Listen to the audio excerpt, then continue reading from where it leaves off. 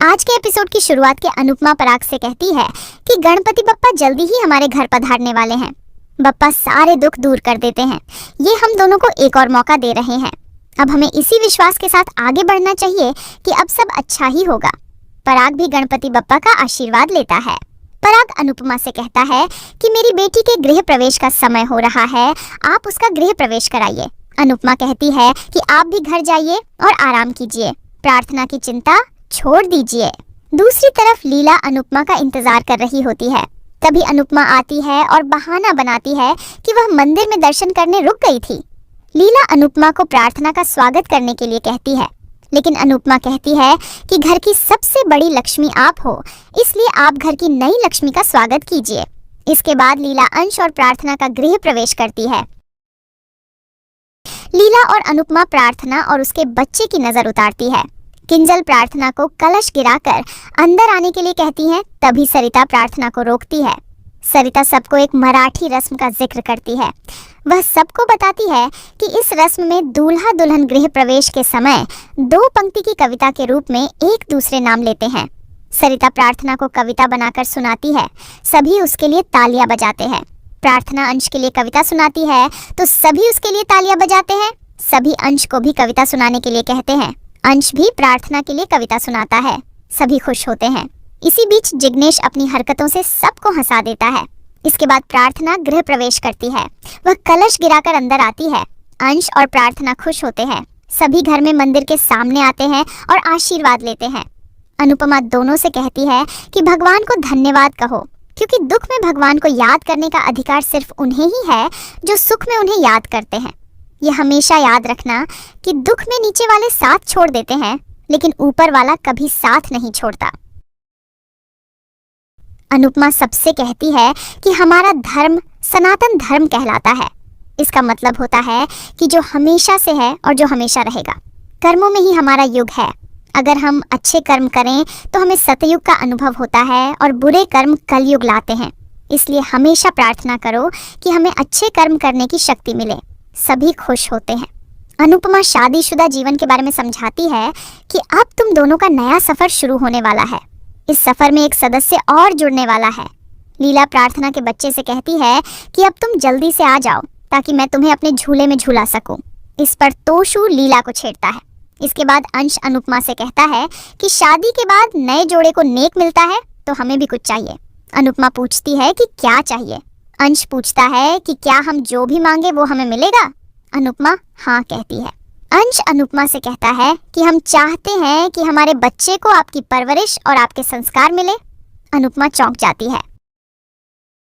अंश और प्रार्थना अनुपमा को रुकने के लिए अनुरोध करते हैं। अनुपमा डांस रानीज की तरफ देखती है। वह घबरा जाती है और कोई जवाब नहीं देती। इसके बाद रात में अंश और प्रार्थना पानी पूरी खा रहे होते हैं। दोनों में ज्यादा पानी पूरी खाने का मुकाबला चल रहा होता है। अंश कहता है कि तुम प्रेग्नेंट हो, सिर्फ इसीलिए अनुमा ने बाहर आकर पानी पूरी खाने की इजाजत दी है। प्रार्थना कहती है कि तुम हार जाओगे। अंश कहता है कि प्यार का यही फायदा है, हार और जीत अपनी ही है। दोनों खुश होते हैं। अंश कहता है कि अब ज्यादा इंतजार नहीं हो रहा, जल्दी से मुझे पापा बना दो। तभी अंश के सिर पर डंडे की लगती है और अंश गिर जाता है। प्रार्थना चिल्लाती है। तभी गौतम आता है और कहता है कि बच्चे का असली बाप आ गया, अब तुम्हें बचाने कौन आएगा। तभी अनुपमा चिल्लाते हुए आती है। वह अंश को देखकर हैरान हो जाती है। गौतम प्रार्थना से कहता है कि मैंने पहले ही कहा था कि अगर तुम मेरी नहीं हुई तो किसी की नहीं होने दूंगा। प्रार्थना अनुपमा के पास जाने लगती है। तभी गौतम प्रार्थना के सिर पर डंडे की मार देता है। अनुपमा दौड़कर प्रार्थना को संभालती है। अनुपमा प्रार्थना को होश में लाने की कोशिश करती है और रोने लग जाती है। गौतम कहता है कि इसे कहते हैं 100 अनुपमा की और एक गौतम गांधी की। मैंने एक झटके में सारा हिसाब पूरा कर दिया। अनुपमा घबरा जाती है। गौतम कहता है कि तुम ध्यान से देखो कि तुम्हारे दोनों अनमोल रतन तुम्हारे सामने अपनी आखिरी सांस ले रहे हैं। अनुपमा चिल्लाती है। तभी वह इस सपने से बाहर निकलती है। अनुपमा घबरा जाती है और सोचती है कि कहीं ये कोई आने वाली मुसीबत का संकेत तो नहीं है। अनुपमा खुद को समझाती है कि ऐसा कुछ नहीं होगा। वह पराग से बात करने का फैसला करती है। वह भगवान से कहती है कि मेरे बच्चों की सारी बला मुझ पर दे दीजिए। दूसरी तरफ प्रार्थना बेड पर बैठने लगती है तो अंश उसे रोकता है और कहता है कि मेरी बहनों ने बेड के नीचे कुछ जरूर रखा होगा। वह चेक करने लगता है। कमरे के बाहर परी राही और प्रेम से वीडियो कॉल पर बात कर रही होती है। राही पूछती है कि क्या कोई आवाज आई? परी कहती है कि अभी तक तो नहीं आई। राही और प्रेम कहते हैं कि सब सही जगह रखा था तो अभी तक आवाज क्यों नहीं आई? परी परेशान होती है। इसी बीच प्रार्थना के कंधे पर नकली छिपकली गिरती है। राही और परी का प्लान सफल होता है। अंश और प्रार्थना डर जाते हैं। बाहर परी और राही खुश हो जाती है। इधर अंश और प्रार्थना इस प्रैंक से हंसने लग जाते हैं। अंश कहता है कि मैं अपनी बहनों को अच्छे से जानता हूँ, वो बाहर ही खड़ी होंगी। परी वहां से चली जाती है और अनुपमा वहां आती है। अंश बाहर आता है तो अनुपमा अंश से पूछती है कि क्या तुम दोनों ठीक हो? अंश परेशान होकर पूछता है कि क्या हुआ, क्या आप ठीक हो? अनुपमा बहाना बनाती है कि मैं ठीक हूँ, मैं सिर्फ थक गई हूँ। वह अंश को अंदर भेज देती है। अनुपमा अंश और प्रार्थना के लिए भगवान से प्रार्थना करती है। दूसरी तरफ अंश और प्रार्थना खुश होते हैं। अंश कहता है कि मैं कोई गिफ्ट नहीं लाया। प्रार्थना कहती है कि तुमने मेरी जिंदगी बना दी, मुझे और कुछ नहीं चाहिए। जो प्यार और इज्जत मुझे यहाँ मिली है वो मुझे गौतम और उसके परिवार से कभी नहीं मिली। प्रार्थना खुश होती है। वह गौतम के बारे में सोचकर चिंता करती है। अंश कहता है कि आज खुशी का दिन है, आज उसे याद नहीं करते हैं। हमारे साथ अनुमा है तो डरने की कोई जरूरत ही नहीं है। दोनों खुश होते हैं। दूसरी तरफ अनुपमा आराम करने के लिए बैठती है और समर को याद करती है। वह समर से बात करती है और कहती है कि तुम ससुर बन गए हो और तुम्हारा बेटा भी पापा बनने वाला है।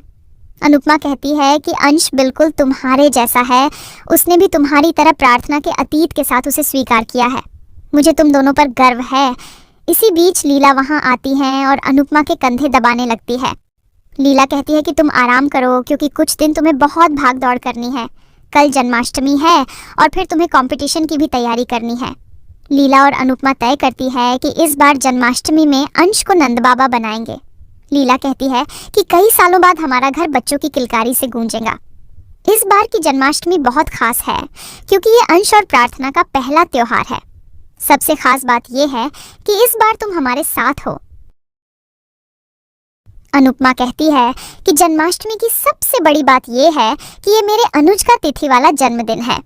अनुपमा अनुज को याद करके खुश होती है। अनुपमा को अनुज के साथ बिताए खूबसूरत पल याद आते हैं। अनुपमा अनुज को याद करके भावुक हो जाती है और इसी के साथ एपिसोड खत्म हो जाता है।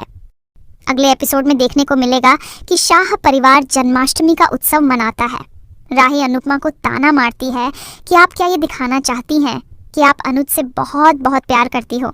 आप सिर्फ अपने आप से प्यार करती हो, आप कभी अच्छी माँ नहीं बन पाई।